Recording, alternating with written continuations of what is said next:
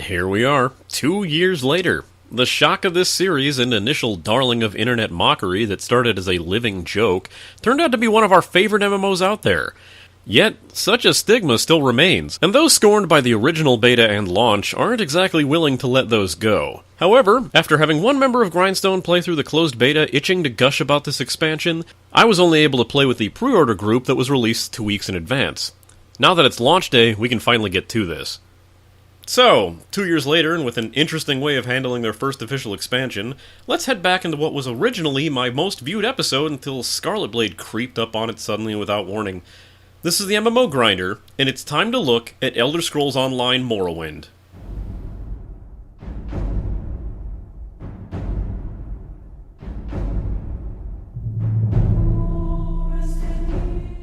Okay, I'll get it out of the way right now. Yes, I'm doing a full episode on Morrowind, even though I already did a full-length video on Elder Scrolls Online.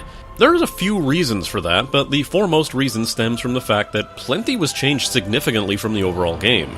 Yeah, others still apply from the original review, and we'll be talking about what's changed when applicable, but unlike many MMO expansions, a new player out of the gate will immediately notice and be able to take advantage of all this new content.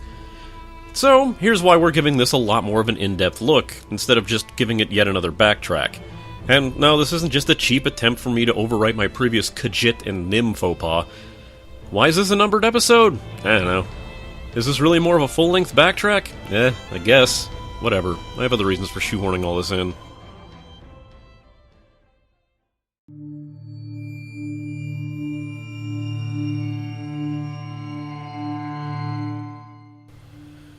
Vvardenfell certainly does its best to impress out of the gate, with far more emphasis on varied environments, while remaking classic locations from the Elder Scrolls 3 before 750 years of wear have set in. There's even small tidbits explaining why certain cities would look the way they do, why other cities are missing, and even showing Vivec City itself under construction. Vvardenfell's monstrous mushroom motif expands most of the volcanic island, offering up plenty of impressive vistas to look at. Naturally, with a new location, we have new enemies and NPCs added into the game as well. These range from new Daedra to the iconic Silt Striders that can be used as an alternative to the Way Shrines, though honestly they aren't nearly as useful as Way Shrines. It can certainly be a fun nostalgia trip to head into a Silt Strider tower and take one of the beasts over to another location, but much like Morrowind, the Silt Striders here don't actually move. The players themselves aren't left out, as a bevy of new emotes and a full new personality, and even inverse kinematics were added to the game.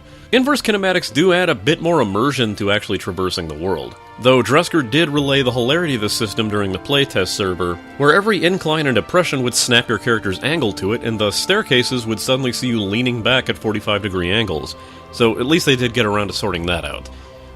Lastly, there's far more emphasis on what Dresker would call epic animations, where long strings of interconnected animations would play together to tell a scene, or add tension to a situation.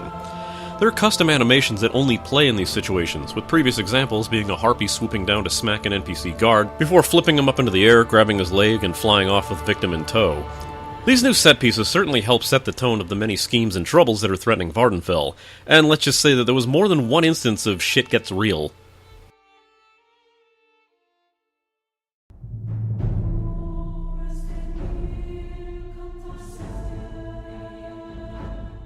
Perhaps the first thing that will stand out to everyone is the new theme that plays when starting up the game.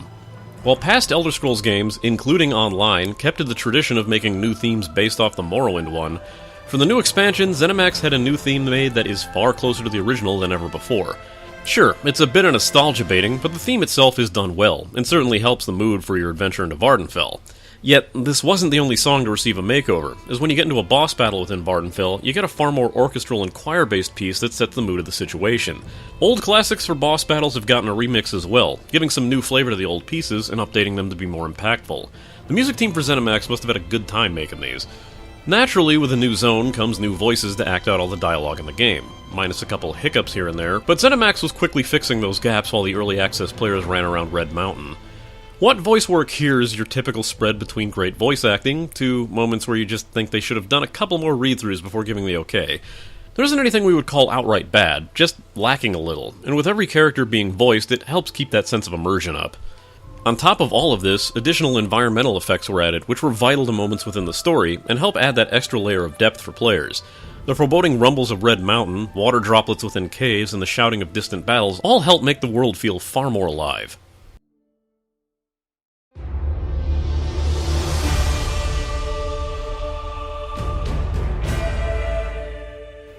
We have a new method of starting this game out, as the game has made an entire new tutorial for players to experience. This is, by far, a better indication of what ESO is actually like, introducing the stealth mechanics, lockpicking, standards of combat, and allowing you to better choose what your starting gear is. It is a minor weak spot in the base game storyline, as it does assume the plane meld was stopped and Moloch Ball was defeated, but if you do go back to the mainland, you'll receive a quest which will take you back to Cold Harbor Prison to start the main storyline anyway.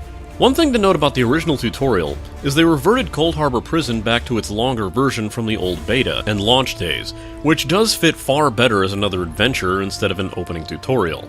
Besides the new tutorial, we have a brand new class added to the game known as the Warden. This class has 3 skill trees that can specialize in DPS, tank, or healing, and it's actually one of the few classes that could pull off a full-on stamina healer, though these come with their own mechanics. Nearly the entire playstyle of the Warden is based around skill shots. Sure, you have your standard focused abilities, but many more are about movement and aiming with your character, throwing out a line of damage, or firing off a heal that will shoot out in a narrow frontal cone. Perhaps the most notable feature of the class is the Bear Companion, as it's summoned as an ultimate ability combat companion which can then spend ultimate points to deal extra damage.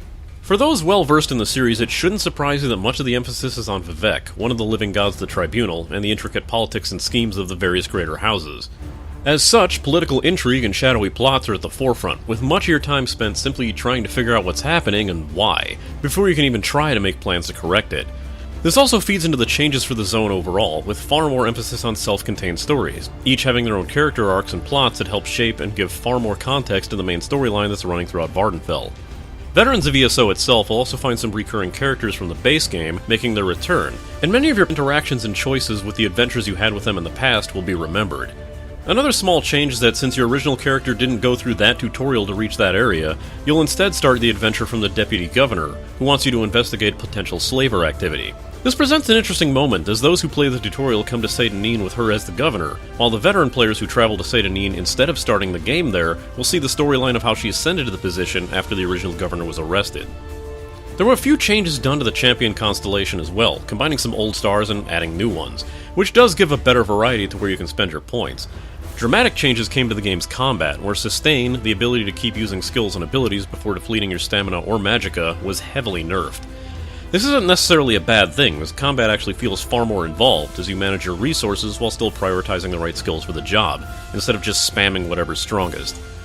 In keeping with the new combat system, NPCs gain new abilities and tactics to make the combat a bit more challenging.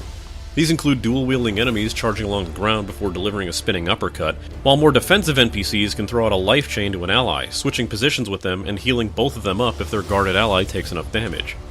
All in all, the system adds a bit more depth to the proceedings, including adding a few touches to old animations, like that odd flying circus leap of assassin classes now instead will have a small indication that they're climbing up your leg and using it as leverage to leap over you. This means that not only you need to understand the dodge, block, bash, light, and heavy attacks, but that enemies will feel far more reactive than they were before. If a guardian enemy sees you beating up on a squishy mage, they'll quickly toss guard onto them. Or if you try to run and get too far from dual-wielding enemies, they'll immediately dash to you before knocking you down. For some reason though, we've seen a lot of complaints about the lore, which honestly doesn't make that much sense to begin with. There are several in-game examples explaining why cities look so different, or why areas seem odd, yet it's curious that people are so particular about the lore in this game. This is the series that invented an excuse to explain away why they forgot their own lore, which is a kind of plot spackle that only the hackiest of hacks would ever hack up. All we're saying is, with the concept of the Dragon Break in tow, it seems like an odd standard to be holding ESO to, as the game really does a decent job of sticking to established lore, at least according to those amongst us in Grindstone who would notice that sort of thing. Other games in the Elder Scrolls series just seem to more heavily rely on that inbuilt excuse. What is here uses the lore incredibly well to enact some epic moments that really give a greater sense of weight to the storyline. Let's just say there's a lot of situations that'll make you go, oh damn, provided you're paying attention.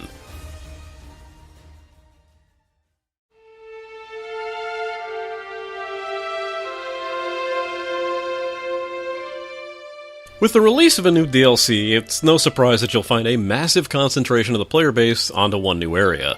Now imagine when that DLC is an expansion pack and includes a zone from a rather large player base's childhood, and you can understand why the zone chats become kind of a nightmare once again. Of course, the typical trolls are out. WoW was the first MMO, combat was better in real Morrowind, etc, etc. Yet the chat is more often flooded with people just curious about the new region and exploring it. Though since it's still kind of a mess, the usual suggestion on zone chat applies in full yet again. To be brief, filter it out.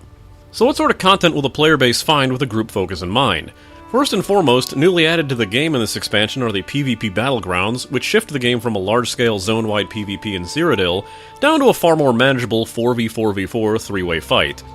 They should ensure that the developers can more readily balance the classes and abilities for PvP, as trying to tune it off the back of 50 versus 60 versus 100 was a bit more of a hassle.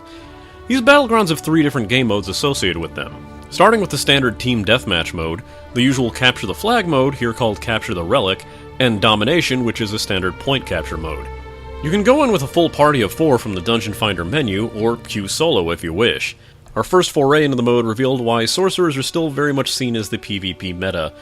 A 4-sorc beatdown smacking you all at once really hurts. For those who prefer PvE, we have 2 public dungeons. Think normal-style dungeons, but open to everyone, both featuring sprawling locations for players to explore and some unique bosses. Perhaps the most interesting in these dungeons are the event bosses, which have their own intricate mechanics and rewards for completing them, including a full skill point for taking down the boss. New to Morrowind is the idea of rare drops within these public dungeons that can be combined to get an exclusive pet in one and an exclusive outfit in the other, so you can expect to see people grinding these areas for a long while. And for those more geared towards the endgame, there's a brand new trial dungeon that was added known as the Halls of Fabrication. Trials are essentially 12-man raids that have a focus on incredibly intricate boss fight, and require a lot of coordination between the players to take down.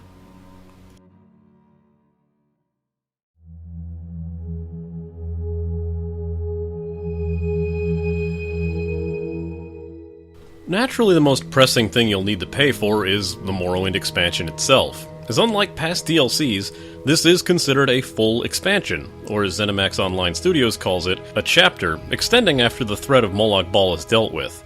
This means that even if you are subscribed to the game, you still need to buy the updates separately, which some have raised complaints about.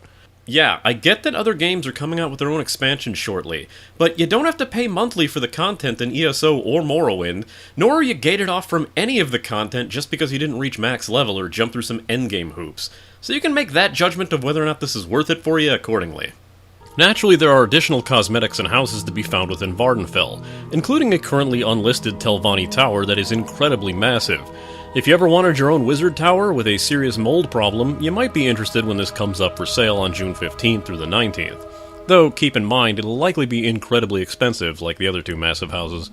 For those of you who aren't familiar with the standard cash shop of ESO, you'll find it populated with cosmetics, ranging from outfits to tattoos to hairstyles to actual personalities that'll change the way your characters will run, idle, or even emote. There's nothing here that will actually give you an advantage. While you may read things like Crown Store food that gives boosts, these are always far inferior to equivalent level foods that any player could craft for themselves. Besides these, you'll have the typical experience boosters and skill resets, but both of these can be achieved in-game as well.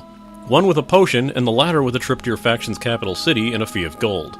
One system that's a bit more controversial are the crown crates, which act sort of similar to Blizzard's popularized cosmetic loot crates, but with a twist. Here they'll summon an NPC who will chat with you while you decide if you want to select crates, and will deal out the fate cards you find within them. It can be rather fun to just open and close the crown store to see what the Khajiit Pakruti has to say. A lovely sweetmeat.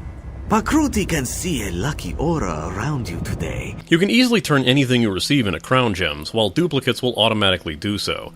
You can find an entire list of everything in the crates on the crown store itself.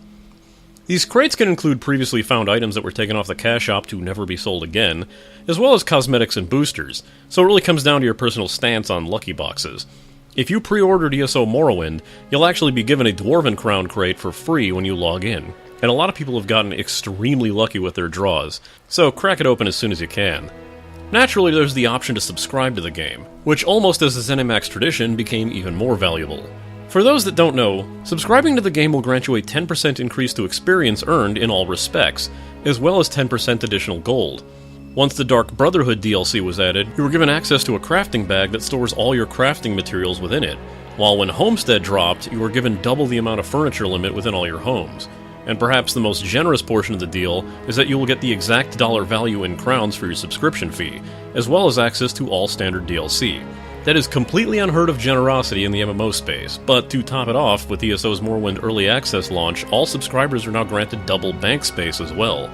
Seriously, nothing about subscribing screams that you will have to, but it's such a good deal it makes us wonder what timeline we're really living in.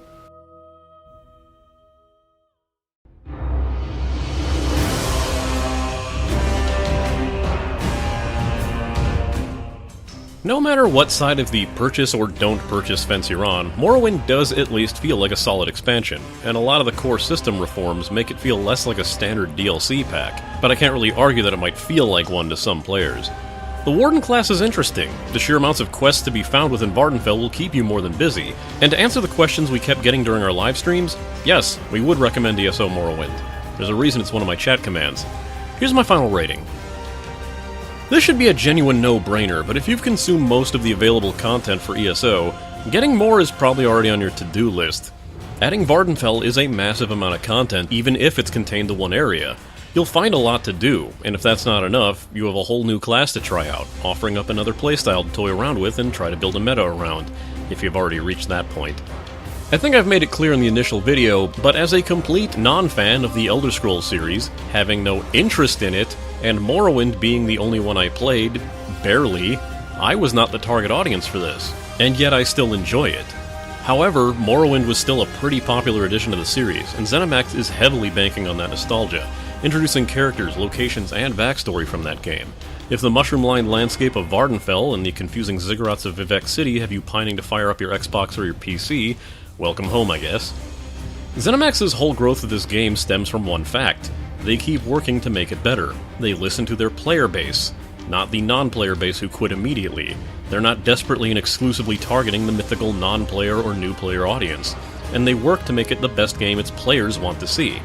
But with all that's changed within the game, from its admittedly sketchy launch, and taking many approaches to MMOs that others still haven't tried to this day, it makes you look forward to what's yet to arrive. Well, at least me anyway.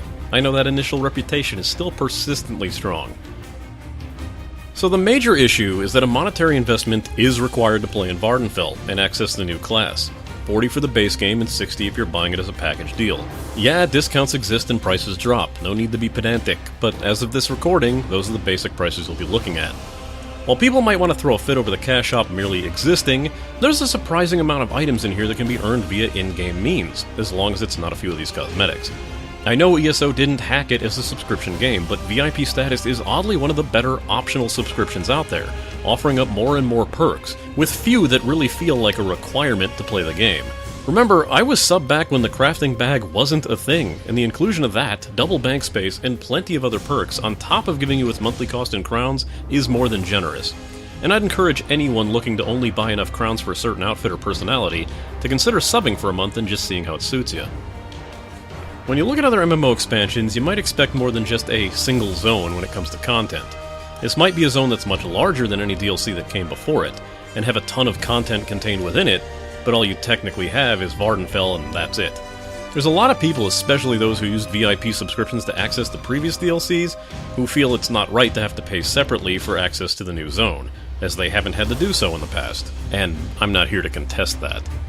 A $40 upgrade might seem like a lot, and it may not feel like it'd be worth paying for right away, especially if you've only just started the game. Keep in mind, of course, you have access to all of that stuff right away, and you are not gated from the content just because of your level. Hell, new players with the expansion start in that zone. But again, unless you've never played the game in the first place and purchased the $60 full game package that contains the base game and an expansion, $40 just might be too steep of a price if you only just bought the original. Carrying over last time, ESO might not be the game for you in any sense, and the Morrowind expansion likely won't change your mind if you were just looking for a more traditional experience or a multiplayer Skyrim. There's plenty in the game you may want to do that works fine in an Elder Scrolls game, but won't work here at all because it's an MMO. You're not the lone hero, and mechanics have to reflect that, even when they don't make as much sense. So, where do we go from here now that June's episode is over and it's only the 6th? Well, you can join us as we continue to run streams of this game over at twitch.tv/chaosd1, or you can just keep an eye on this channel for some more side content we'll have out shortly. Because trust me, next month, we got plans.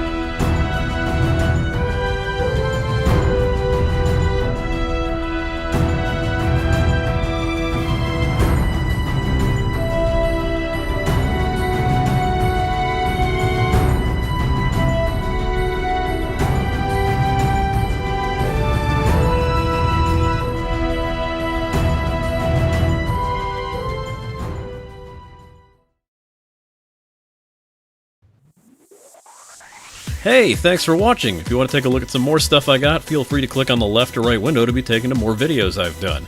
And even though the video's live, we're not technically done with this game, so feel free to stop by our streams at twitch.tv/chaosd1 and watch us fail horribly at some trials.